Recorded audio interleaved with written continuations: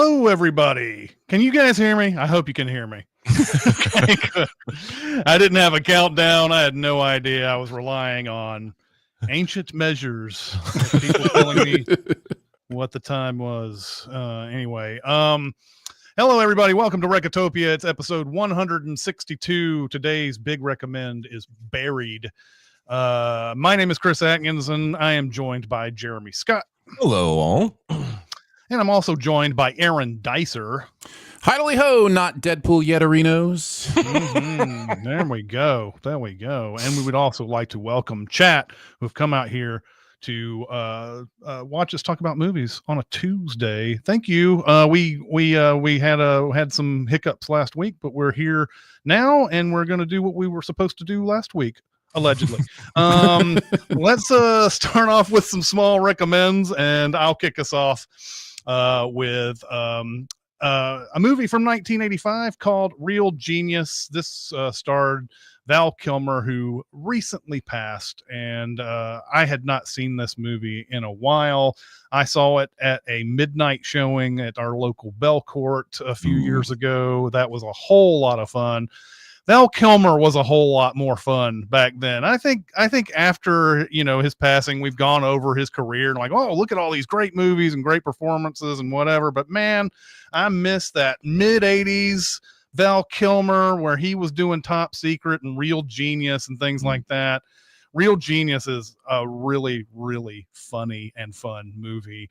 It is about a guy who, first off, we are following a guy who's a genius himself. He's graduating high school at the age of like 16 or something like that, and he's getting this huge scholarship to a college where there is a guy who's a legend there, played by Val Kilmer, working on this big huge project for who one of the big villains of the 80s, William Atherton, is in this movie. William Atherton, fresh off Ghostbusters, about to get into Die Hard and all that. So, and let's not forget Biodome. But but yeah, Val Kilmer is working on this big huge project with a whole bunch of other geniuses and everything, and they quickly sort of they're real. It's a kind of a laser of some sort, but Val Kilmer is not this bookish type, at least anymore. He used to be, and now he is just all about having fun in his dorm room, and he's really kind of wasting time on this project that William Atherton wants him to do. And so this new guy is coming in trying to help, and he realizes that a guy he's been idolizing is really just partying all the time. And it's just a lot of fun is all I can say about the movie. If you've never seen Real Genius, they do not make movies like this anymore. They're not afraid to be just nutty about everything. And so, yes, I very much enjoy this, very much recommend it if you haven't seen it. I haven't seen it, and I have put it on my list. There's a lot of these from this time period that I'm just blank on. Just never got around to seeing because I wasn't allowed to watch them at the time. So, so yeah. Yep. Yeah, I remember this movie. I've seen it a handful of times in my youth, but I don't think I've seen it in probably 20 years. But I do remember loving Val Kilmer in it, and I do remember something about popcorn. Yeah, oh yes. there is a lot of popcorn in this movie. We won't spoil what the reason is for that, but yes, there is a lot of popcorn in this movie indeed. All right, let's see, Jeremy, what do you got? I got a 2020 movie called Becky. And I have seen this movie twice now, and it's just a whole lot of fun for a couple of reasons. Basically, it's a 13-year-old. It's kind of a Die Hard riff with a 13-year-old at a lake house in the woods dealing with some neo-Nazis. And so that's unique and fun, watching her, kick ass. But then also Kevin James is the main neo-Nazi, and he's great. He sheds all of his comedic persona, and he's just outstanding and menacing in this movie. And basically it's a 13-year-old girl whose mom died last year. They go to the lake house with her dad to reconnect. Only dad also invited his surprise new girlfriend and her son up, which is not how you parent people. And so she runs off into the woods, and then the neo-Nazis who just broke out of prison show up because they're looking for something there. And that's all I'll really tell you, but it's fun as hell. And the sequel, Wrath of Becky, is just as fun, and it's Sean William Scott shedding all of his comic persona and being kind of a menacing bad guy. And Becky, if you're interested in the one I most described just now, is on Hulu if you'd like to watch it.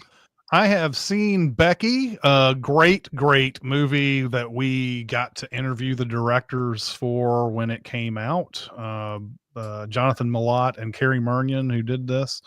And one of the highlights, I feel like, of a lot of the movies that we got to watch back then and interview the directors. But I have not seen Wrath of Becky, so I will definitely want to see. I didn't even know they came out with a sequel to that. So I can second this recommend, especially for Kevin James, who is crazy good in this. It's a real good out of body experience for him, I'm sure.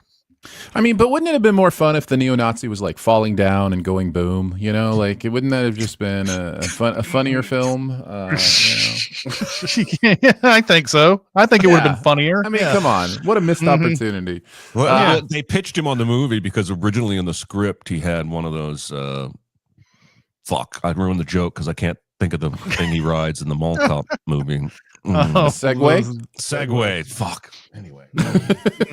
Well, speaking of segues, I will head into my small recommend, which actually has changed over the last week since I got a chance to see Thunderbolts, and I loved it. And I think it's listen, I'm an easy please in many ways when it comes to Marvel movies. However, I think it's been a while since I've enjoyed one / loved one this much. And I think the reason is one of the things I prioritize for why I enjoy movies the most is metaphor, message, theme, and some of the stuff that this movie is doing with mental health, with the ideas of the importance of therapy through community, the idea of having group time with people who have similar experiences so you can talk through. Like, there's just some real interesting stuff going on here with those ideas. And I think Florence Pugh and Louis Pullman are worth the price of admission alone. They're really, really great. And I don't feel like you have to have seen Falcon and the Winter Soldier to enjoy it. It doesn't feel like you have to have imbibed every single piece of Marvel content to really get into it. But yeah, I had a good time. I haven't seen this yet, but the trailers for this, which I know you don't watch, really for the first time in a long time, I saw something that, this might actually be back to where they were before they had kind of a slide. And I understand there's a lot of reasons for their slides too. I mean, first off, they were trying to introduce a million different characters again, and some of those hit, some of those didn't. And then they had, obviously had a lot of trouble with this Brave New World movie that came out. And I know I wasn't like a huge, I kind of liked Brave New World. It wasn't that bad of a movie for me, but it definitely wasn't something that everybody wants to go see or anything. This trailer I had been seeing for a while, and I was like, that looks like they're kind of back to their old selves here, that this is going to be a fun movie, not something that's just dead serious about everything. So even though it sounds like it has some heady material in it. Yeah, I'm glad you brought the fun aspect up, because from what I said, you could get the wrong impression that this is just like a mired down in philosophy. No, it's not. It's actually really fun. I mean, the David Harbour character, Red Guardian, is just hilarious. And there's even something really funny about Wyatt Russell. It's like this sardonic kind of humor that he brings that you've seen his dad bring before. Right. So, you kind of know what to expect, but yeah, and the action's good. I thought the action was really clear. It didn't feel cut to pieces. There's some cool moments. Yeah, it's a really good watch. It's just a really good watch, and I found it to be really meaningful. Teared up a couple times towards the end. Man, I'm scared. I get it. I'm scared. You've been hurt before. I understand. Well, I'm just saying I'm not sure I could tell you the last MCU movie that I really, really, really liked. I know that I enjoyed like Guardians 3 and Shang-Chi, but I didn't like love. I got to go back to like phase 2 or 3. And my fear, this is just for Jeremy, by the way, I'm not speaking for anyone else here, but I'm afraid that Marvel is becoming what Star Wars and Star Trek has become to me, which is that there is so much content that I just have a hard time getting it up for any of it. And I hope that that's not the case. I really like what I'm seeing with the Fantastic Four movie that they've got coming. But then the whole Robert Downey Jr. I don't know, guys. I don't know if this is going to be for me. Yeah, totally get it. Yep.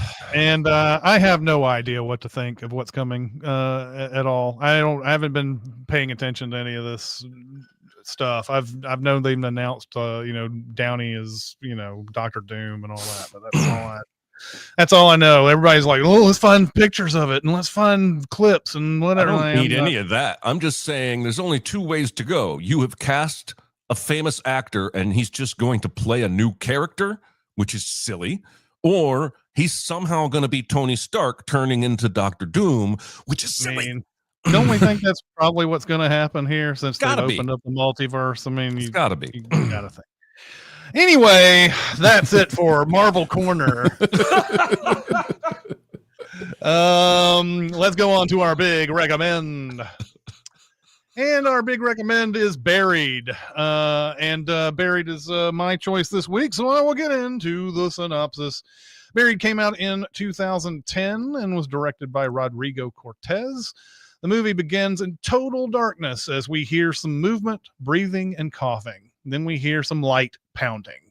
Eventually, the flicker of a lighter comes on, and we are introduced to Paul Conroy, played by Ryan Reynolds, who is bound and gagged in a confined space that we recognize as a coffin or wooden crate. Paul screams as he realizes he's been buried alive. His cries for help go unheard. Paul gets one very small victory when he notices a nail hanging down that he can use to cut his binding, and not too long after, he is free of the gag as well. His first order of business is to see if he can break through the wooden barrier, obviously not well versed in the ways of the bride and Kill Bill. He gives up and goes back to darkness. Then he is awakened by a phone vibrating, the light of which can be seen by his feet. He is able to finally work it to within reach, but the phone stops ringing, and when he looks at the phone, he is met with a text that appears to be in Arabic. He tries to remember a number to call, but can't, and when he looks at his wallet, he finds it empty. Finally, he tries to dial 911 and is eventually sent to an operator, and now he has to explain he's in a coffin somewhere. Of course, his story sounds like bullshit, but the operator asks as many questions as possible. We find out Paul is a truck driver and he's in Iraq. He remembers that there was a firefight and all of his fellow drivers got shot. He's supposed to have a safety line to call that he doesn't have anymore. The operator then says he's somehow connected to an emergency line in Ohio and that she can connect him to the sheriff's department, but he eventually gives up. His phone shows a little over half its battery life left. His next call is to his family. He gets the answering machine and leaves a message. He then tries to call his wife's cell phone, voiced by Samantha Mathis, but gets voicemail. The next call goes to 411, and he asks for the FBI. Eventually, he is connected to the office in Chicago, where he gets a special agent Harris. He explains to Harris that he and his fellow truck drivers were delivering kitchen supplies to a community center. Kids start throwing rocks at the trucks. Then an IED went off and blew up one of the trucks before a bunch of guys started shooting up the trucks in front of him. Paul doesn't remember much beyond that, assuming he got hit in the head with a rock and blacked out.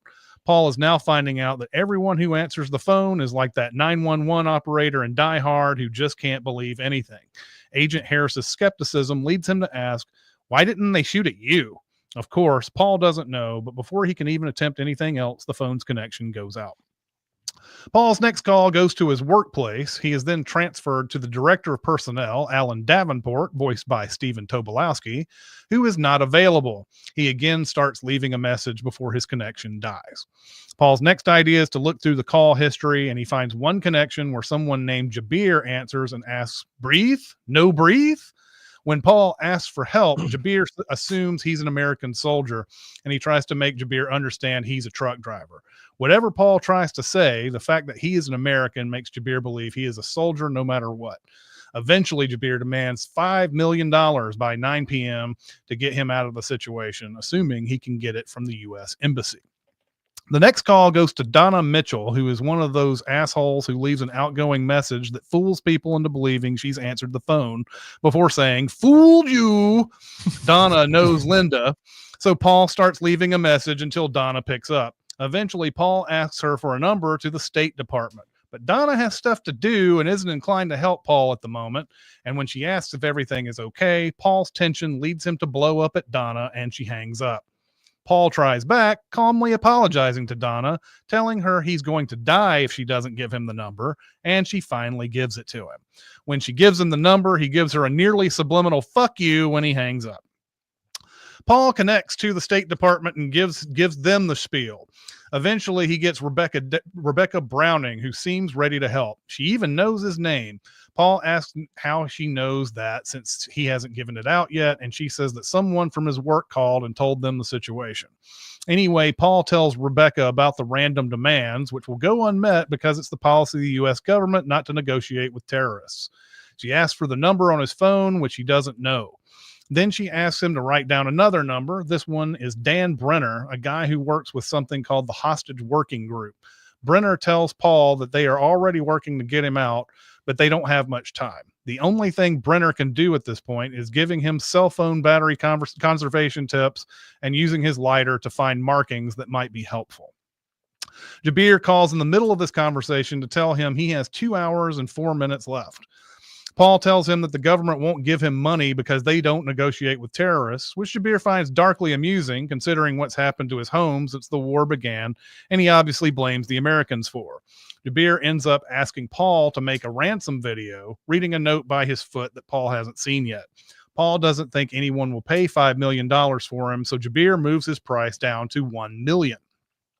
Paul struggles to turn himself around, and once he gets there, he finds an extremely useful bag with 2 light sticks, a regular flashlight, a knife, and a ransom note. Paul makes another attempt to call his family, but gets the answering machine again. He then calls Dan Brenner again and gives him Jabir's phone number. Dan thinks they'll be able to find that guy in no time, but Paul's going to be significantly harder to find. When Paul tells Dan he's going to make the ransom video, Dan tells him not to because he doesn't want it going all over Al Jazeera. Paul gets frustrated at Dan for the government not caring about him and only about the optics.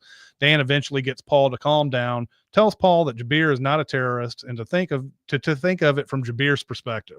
What if you were basically homeless and had a family to feed? What would you do to feed that family?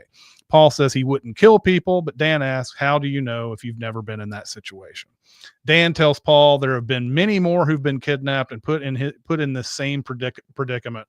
When Paul asks how many he saved, the answer is not many.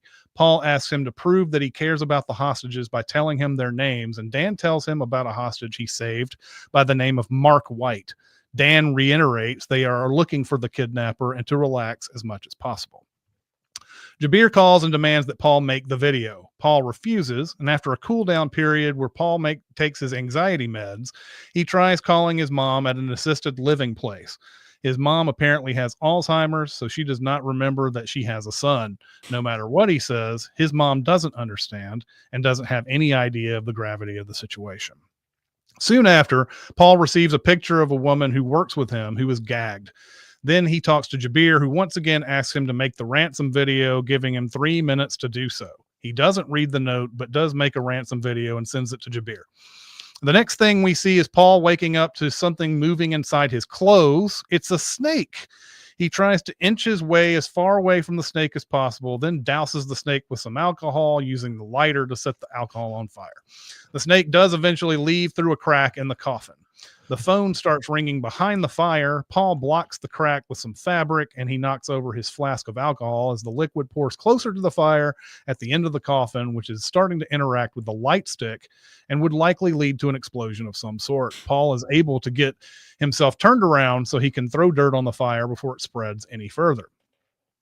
As everything settles down, Paul can hear an Arabic prayer from above on a PA. He starts playing with the phone some more and locates the menu where you can change the language to English. He finds the number of the phone he's been using and calls his wife to tell her in case she finally listens to her voicemail. Paul receives a video of the coworker Pamela Ludi from before. She says the ransom demands haven't been met, that she sent 3 videos with no answer, and at the end of the video, she gets shot. Paul calls Dan and once again tells him he doesn't think he cares. But Dan insists he didn't even know Pamela was held hostage, even though she said she sent 3 videos. Dan tells Paul his videos become a viral hit on YouTube, and all the news organizations are playing it, including Al Jazeera, and that it will force the kidnapper's hand in the matter. Paul also tells him he figured out the phone number and scolds Dan for not figuring it out. But again, things cool down. Paul tells Dan that he knows he's near a mosque, which tells Dan they're close to wherever he is. But this small bit of good news is interrupted by jets flying overhead and bombing taking place from above. Paul's coffin starts to fill with sand, which he is eventually able to block off. That's when Alan Davenport from the personnel department at his workplace calls and asks for an update to his situation. Much of what we know is reiterated, with Alan telling him that he's heard that they are very close to getting him out of there. Alan now wants to make a recorded message that is basically a cover your ass thing that absolves the company of responsibility for anything that's happened so far. There's also some total bullshit that the company terminated his contract earlier that morning because he was having sex with Pamela Ludi, and it was a violation of the fraternization policy, which Paul absolutely denies, as they were just friends. It becomes quite clear that this is not only a cover your ass call, but an absolute distortion of the truth to avoid paying anything, including insurance money. After some fruitless calls, the plug he made for the sand comes loose and his coffin once again starts filling up. Paul calls Dan again, and we find out the bombing took out the kidnappers. The only hope at this point is to track down the signal, but Paul appears to have lost hope. He hangs up and he makes a video that he calls his last will and testament. We find out he doesn't have much to leave his family. Afterwards, he allows the lighter to eat up the remaining fuel it has as the coffin goes dark and sand continues to pour in. The next thing we see is he gets a call, and surprise, it's the kidnapper Jabir. He's not dead. Once again, demands are made, and this time Jabir wants Paul to cut off his finger and send another video. Jabir offers up some more threats by telling Paul his home address, warning that his family will be hurt if he doesn't. He's given 5 minutes. Paul tries to call Linda again, this time to warn her, and there's no answer. He calls Dan to tell him that Jabir is still alive, and there's no answer. Desperate, Paul sets up the video and cuts off his finger. The phone starts ringing, but Paul doesn't answer it. Above, we hear voices. People are digging him up, but no, he's just imagining it. The phone is still ringing, though he finally picks it up, and Dan tells him that they're here for him. They got information from an insurgent outside of Baghdad telling them where an American was buried alive. Linda calls in the middle of this call, with Dan begging him not to hang up on him yet. Linda has just heard the news and she left her cell phone at home, which is convenient for the drama of the movie. He assures her that he's going to be saved. They tell each other their I love yous. The sand has nearly filled the coffin at this point. Paul switches back to Dan and a frantic dig is happening, but it becomes apparent that the dig is not occurring where Paul is. It's some other place. It's some other person. And it's Mark White, the guy Dan claimed he had already saved. The coffin completely fills with sand and ends with Dan saying, "I'm sorry, Paul. I'm so sorry." And that's the end. Fuck you, Dan. Fuck you, Dan. So what did you guys think of Buried this time around? Aaron, you want to go first? Sure. What a movie. New coffin, who dis? I really like this movie. In fact, I think I love this movie. And I think the reason primarily is that they somehow keep the visuals interesting, even though it all takes place in a human-sized box, right? Mhm. Like they're constantly doing different ways of approaching the box, coming through the side, the end, different angles. Like there's a real intent here to make sure our eyes don't get bored, and that's hard to do in a movie like this with this high level of effort, difficulty. So I think that's really why I get into it. I dig the boldness. I like the end. I like when a movie has something to, and it's not just because it's he's gotcha, he's gonna die. It's because it means something. Like the things this movie is talking about with the ineffectual bureaucracy stuff, with the self-interest of capitalism, like all of those things are more powerful because of the end and not less powerful. And I think it's obviously normal storytelling for this person to escape. And so it sits with you harder and deeper, and you think about those things on an even deeper level because this guy's dead. And that's where we're ending it. So yeah, I really, really like it. I think the snake part reeks of studio notes to me. Like I don't have any trivia or knowledge of that or anything, but it's the one part of the movie where I'm like, what movie is this from? Like it just feels different than everything else. Well, and it's also probably the not the best handled filming wise part of the movie either, because I had a hard time figuring out where he was, what he was doing, where the fire was, where the phone was, all these different things that he's got to get to. And I guess we're supposed to believe the light stick blows up if it gets to that point and it's just an explosion, but we don't know that for a fact. So there's a lot of things I was sitting there because there's a point he turns himself around, I think, and I didn't even see him turn himself around. It was pretty well defined earlier in the movie when he turned himself around. This one was kind of like, he's here. Oh, no, he's got the phone. And it's like, how did that happen? Anyway. Yeah, it just felt to me not only unnecessary, but weirdly executed.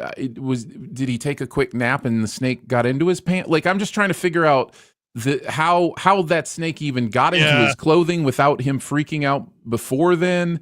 Also, a huge overreaction. Listen, you're buried alive. There are other priorities. Like, I don't know. Like, snakes are scary, I guess, but like, it's either going to find its way out or it's going to hang out in there with you. He intentionally sets a fire. That's what I'm saying. I know. Inside of this limited oxygen area, he's like, you know what would be great? Lots of fire.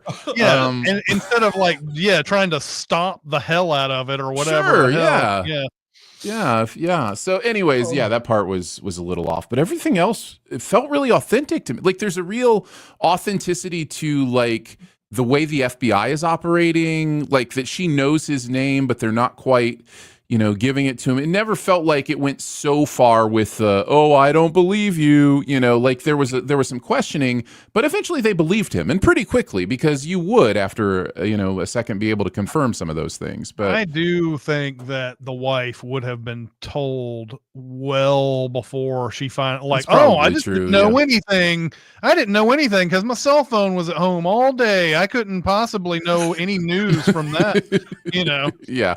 So, fair enough. But yeah, no, I loved it this time through, and surprisingly, even knowing the ending was still like, no, we grew for it. It still gets you. It still gets you, even though you know where it's going. So this is a really good movie, and it bears mentioning, and I'm sure you guys will mention it as well. Ryan Reynolds is so good in this, and he has just not done enough of this in his career. And I guess I get it, because when you're really great at something, you want to emphasize that thing.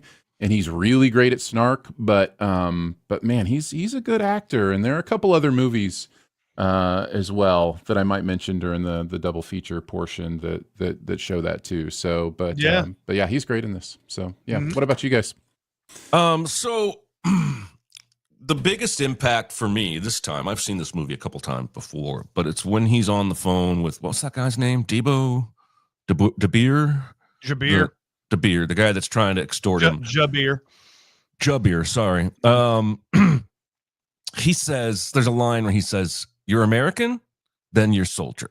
And that was really impactful to me because I don't even think he's talking about you're an American in Iraq, then you're a soldier. I think he thinks all Americans are soldiers, not literally, but I think it's easy for us Americans to sit over here and not have any actual understanding of what people in that area thought about us at the time or think about us now, and how complicit they view all American citizens in the things that our military has done in the name of freedom. I thought that was the biggest takeaway for me this time, was that I still need to learn more about that, especially now in this current age of what America is.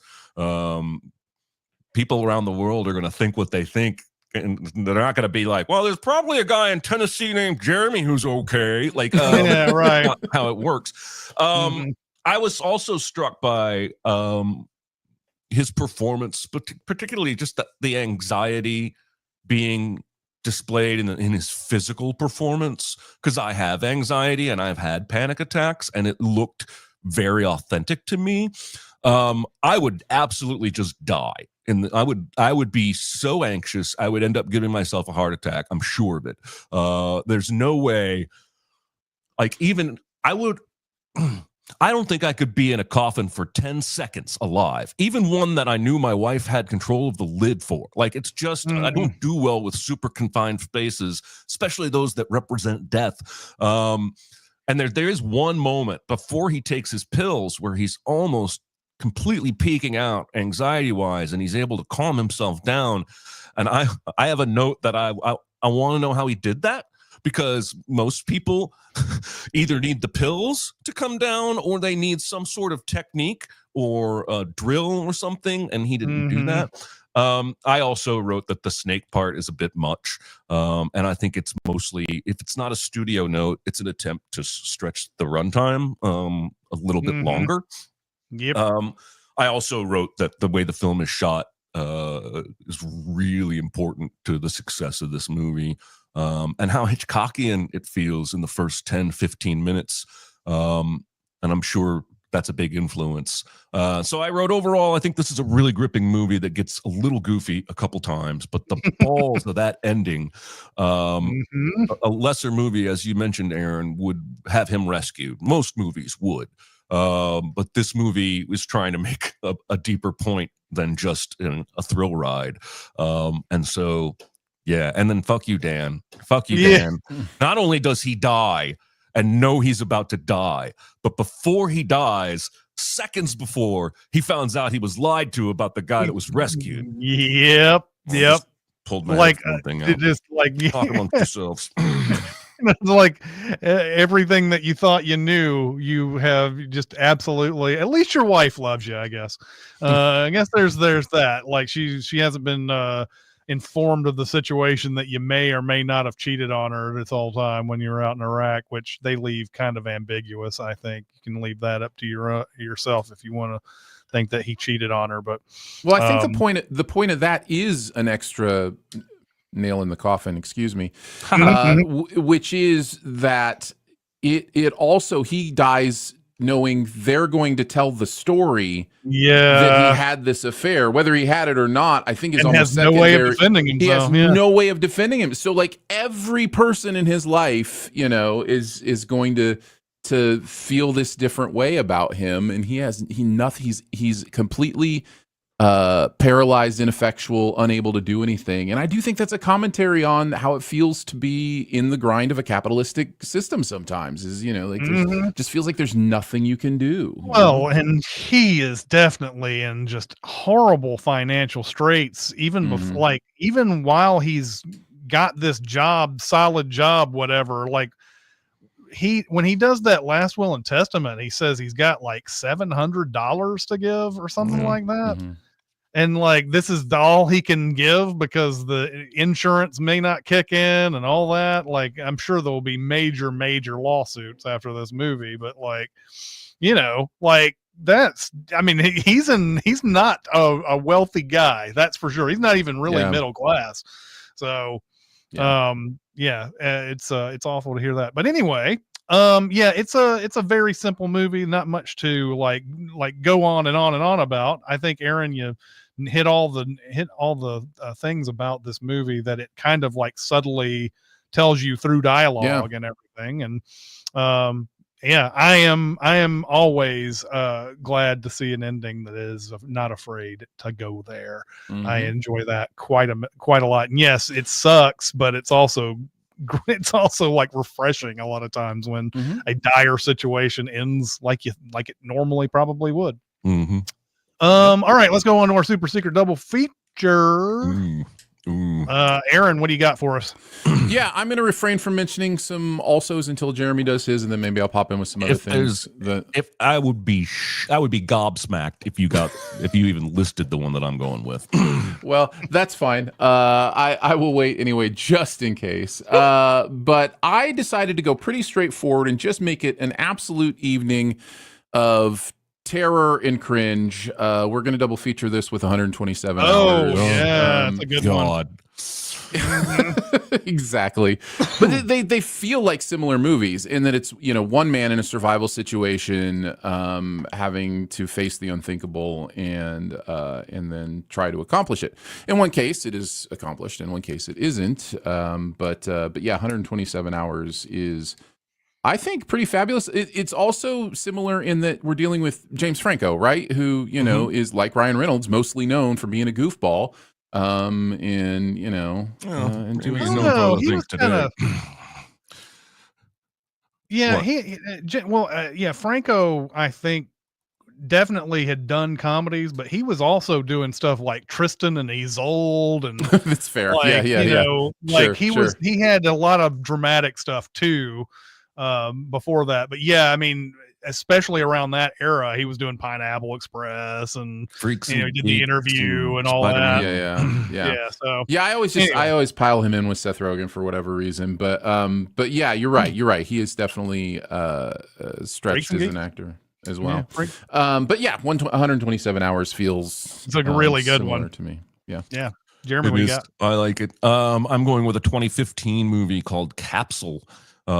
It is it's set in 59, and it's about a secret British astronaut who is trying to re-enter the atmosphere and come back to Earth, but his spaceship is falling apart. And the entire movie is him inside this capsule, talking on the radio, talking to himself. On the radio, he talks to Americans, to British people, to Russians, but he doesn't know if he can trust any of them because it's the height of the Cold War, and he's not even sure if the people claiming to be Americans are. And my wife, even when I was watching this movie about 6 or 7 years ago, came into the room and she was like, "Is this movie entirely radio transmissions?" And I was like, "Yes, actually it is." I was really riveted. Again, I have not seen it since then, but the fact that it is a man in a confined space who is in need of help and only has intermittent radio or phone contact with other people who may or may not be able to help him. It just feels like the absolute perfect brother-sister double feature kind of thing. And if you want to watch Capsule, I looked it up, and it's on Crackle and Redbox for free. So there you go. Nice. Go ahead. I was just going to go through a couple others, but go ahead. You haven't said No, you go ahead.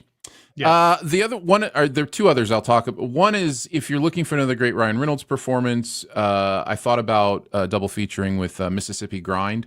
That's a good one. Ben Mendelsohn and Ryan Reynolds, and is really, really great, especially if you love poker and casinos and kind of know that world. Like it's really interesting. But then I thought another interesting one would have been Rope.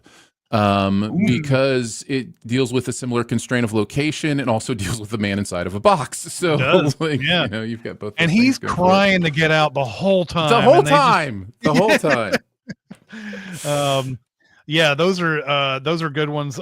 In the chat, I saw a few too that work. Like Phone Booth is a good one.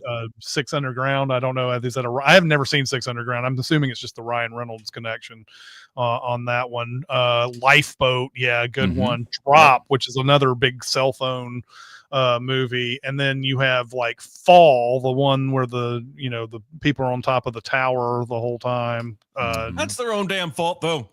It is. It is. They're so dumb in that movie. It is. Well, it is. yes. You're right. You're right. Yeah, it was funny. When I was going through this and everything, I was like, I know I've used Buried before as a super secret double feature for another movie, and that was for Locke. When we did Locke back in the day, and I told Jeremy and Aaron, I'm like, I'm not directing you guys in any way. And I'm actually trying to opposite direct you guys on this, but I did choose Buried as the super secret double feature for Locke. So, like, awesome. if you want to, it'd be so weird if we did this and then somebody was like Locke, and they're like, oh, okay, so the same super secret double feature as the okay, that's right. But anyway, okay. Let's go on to the homework for next week. First off, do want to mention that we will be doing the live show Thursday next week. But that's the same time as usual, but on Thursday next week for the live. The homework is from Jeremy. Jeremy's turn. What do you got, Jeremy? What are you gonna do? I was just checking here because Google says this movie's on Netflix, but I don't see it. But I know it's on Tubi for free, and we're going to watch 2014's Chef. Yeah. With at least 3 or 4 Marvel faces coming to help out Jon Favreau make a small little movie that kind of mirrors his own career at that time. And I haven't seen it in several years, and I just remember it being very charming and winning and fun, and I'm looking forward to seeing it again.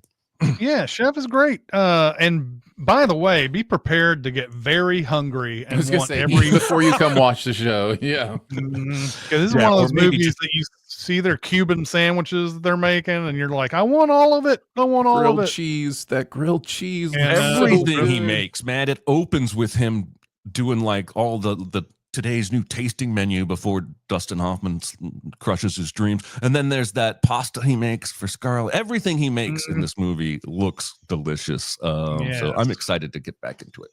Yeah. Awesome. All right. Remember, that's for Thursday next week on the live show. All right. Looks like we have some time for some questions.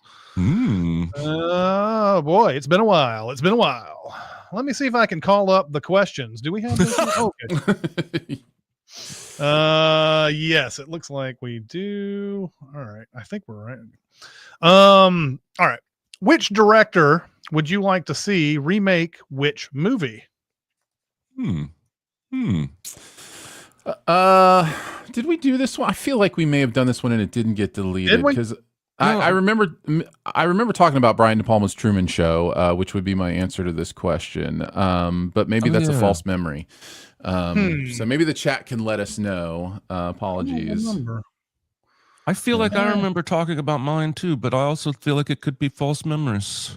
Because mine was Denis Villeneuve doing Lawrence of Arabia. Right. Did you possibly do questions when I wasn't here? Because I didn't do mine. Oh, that could be. The chat says we did this question. Yeah. Okay, I certainly didn't answer it back in the day because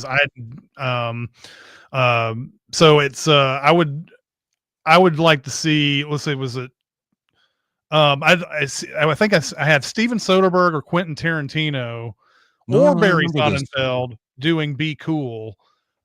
Since they all did Elmore Leonard's novels, they all knocked them out of the park in the 90s. And Sonnenfeld actually directed the adaptation that came before this, Get Shorty. Be Cool is directed by F. Gary Gray, who can be great, but I don't know if this was his kind of material. And I feel like Soderbergh or Tarantino or even Sonnenfeld back from Get Shorty would have been a better choice for that material. Did we do Takeaway? Yeah, this is. I was just going to say this is totally my mistake. Those first two questions have been done. So the third one is the first one that hasn't been done. Okay, so take apologies away for one that. aspect of a bad movie and make it better has already been we did that done. one as well. Yep. All right, and in that one, I said taking out the cousin romance from Godfather 3, Andy Garcia and Sofia Coppola. What's your favorite ensemble cast movie or top 3? For best/biggest, I went with Black Hawk Down, even though despite its quality, I really can't recommend you watch Black Hawk Down because it's a grueling experience. But I think my favorite is Heart and Souls. I know I've talked about that movie several times on these podcasts here, and I just think that cast works really well together. Yeah. A good call. I wrote down for my top 3 Sneakers, Knives Out, and Ocean's 11, probably at the number 1 spot for me. Yeah. I can't get over the fact that Kenneth Branagh put all those people in his Hamlet adaptation back in the day. So many, even the smallest roles have big stars in them and everything. And then sort of on that same plane, I would put Robert Altman's The Player in this one as well. Lots of cameos, really. I don't really consider that part of the main cast, but even the main cast has some good ones as well in it. But that my answer would be Hamlet on this one. A really, really tremendous amount of people in that one. Let's see. Let's look at what the chat has said about some of these things. Nolan says Christopher Nolan's Dumb and Dumber would be something that he'd like to see as far as a director doing other material. And Castro says, I want to see Christopher Nolan do Primer. Yeah, he would be the kind of guy to do Primer. Talk about a movie. I don't know, man. What do you guys think of Primer, by the way? What do you guys think of it? I think it's up its own ass, but it has an interesting, there's something there, but you know, if I have to watch your movie 6 times to even begin to understand it, then the movie's not for me, man. Yeah, I'm kind of in the same boat. I enjoyed it, but it's just it's a lot. It's one of those great concept, not sure it's a great movies. Yeah, I think that's fair. Yeah. As far as the casts are concerned, Castro says Ocean's 11, hands down. Josh also says Ocean's 11. And then James says Secrets and Lies. Yeah, that's another good one. And then Conclave, Glengarry Glen Ross from Shaggy Nuts. Those are all good choices for sure. Nice. All right, let's go to the next question. What's a character death in a movie where the character had it coming? I'm going to tell you what. He had it coming. He had it coming. Chicago. The answer is Chicago. Yeah, the answer is Chicago. Good. You know what? Adam Sandler's character in Uncut Gems has it coming.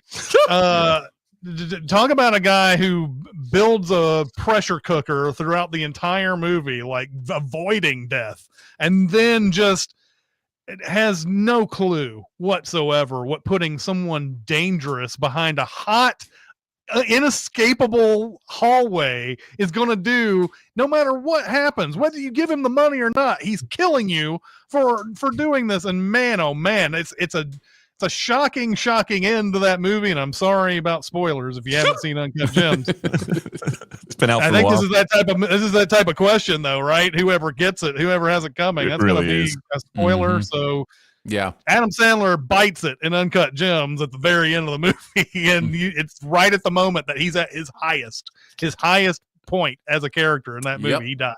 Yep. So I love that answer. I wish I'd given more thought to my answer. I just picked a bad guy who dies. I picked Gary Oldman in The Professional, and boy, is that satisfying as hell when he realizes the pin has been pulled, and he goes, "Shit."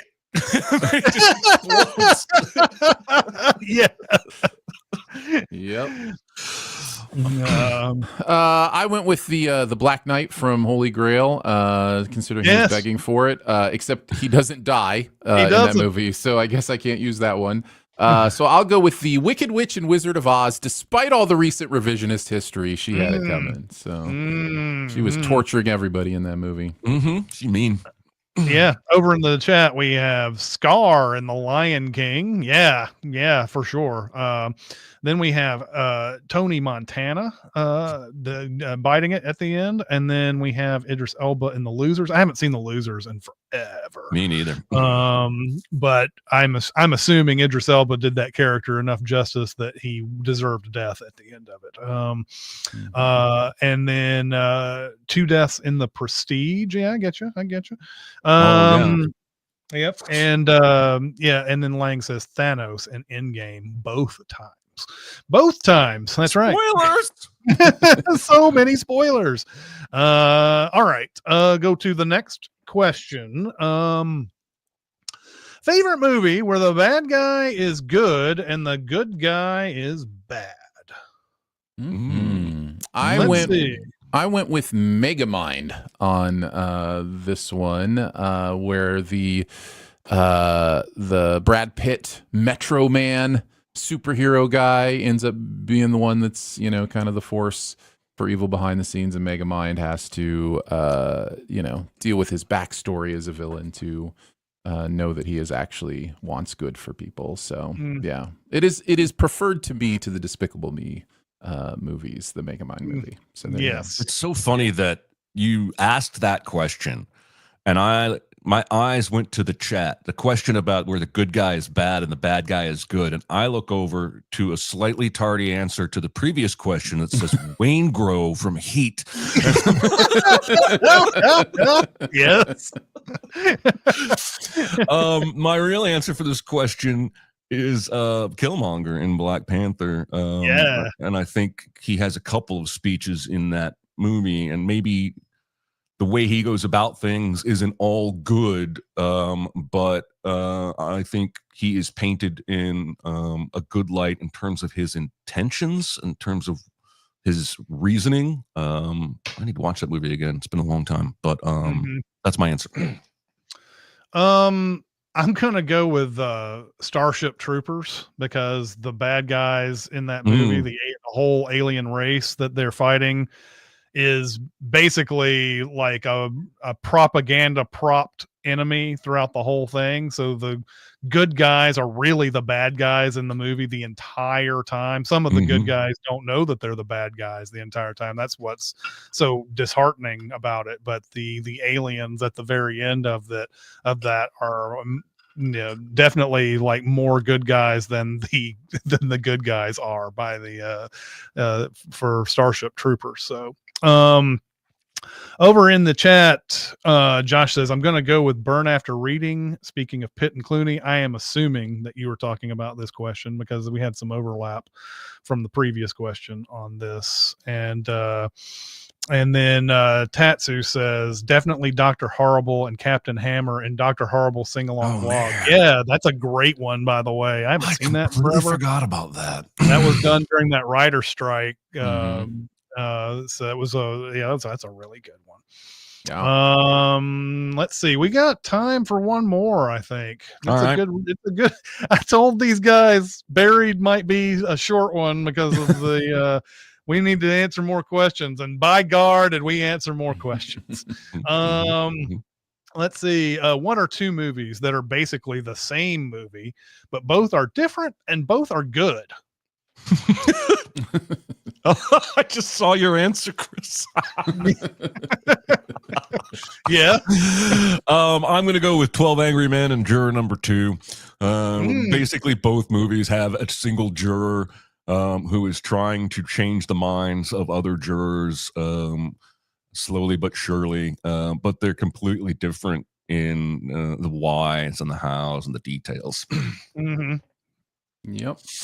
I will go with Three Amigos in Galaxy Quest. And also throw A Bug's Life in there. Yes, and A Bug's Life. Yes. Yes, people who are performatively something are faced with the reality of what it means to actually be that thing and have to get out of that situation and find the truth about themselves while making jokes and all of us laughing hilariously. So, yeah. Mine is Blow Up and Blow Out. Blow Up is a movie where a guy takes a picture and he doesn't know what it's leading to as far as a murder is concerned. Blowout is more about sound, but he does get video or still pictures later that become video later. But they both have that same thing of a person who has captured something. They don't know exactly what it is, and they obsess over it the entire movie and everything. Obviously, De Palma was patterning a little bit of Blow Up when he was doing Blowout, but Blowout is such a different movie from Blow Up. Such a different movie. The titles are close, but they're completely different experiences. So I was just watching something that made me think of which is the sound one? Blow Out, right? Is the sound one.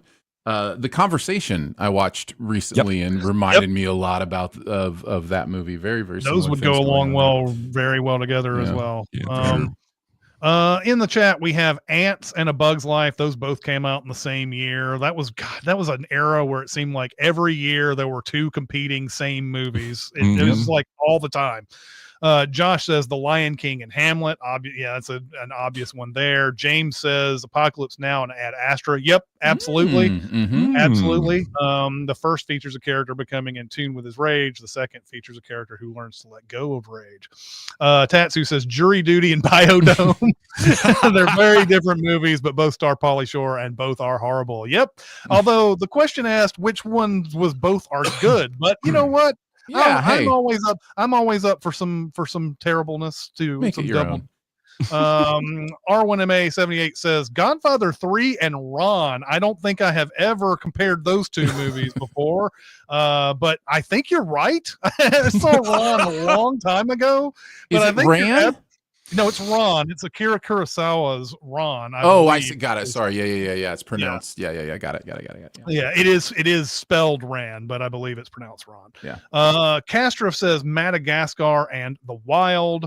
Castro says G20 and Cleaner. I don't know those. I don't think. When I say titles that I don't know, I'm like, is that a joke? Are they joking on me right now? Then we have let's see, Shaggy Nut saying Blown Away and Vantage Point, I think, or maybe just I don't know. And then Josh says Jurassic Park and The Fly also have several similarities. I can get that. Sure. I can get on board with that. All right. That's going to do it for this week. Remember, the live show is Thursday next week. We'll be doing Chef. That'll be a fantastic revisit. I haven't seen that in forever. Once again, chat, thanks for coming out here today and watching us. We appreciate you very much. But that's going to do it for this week. We'll see you next time. See you, everybody. Bye.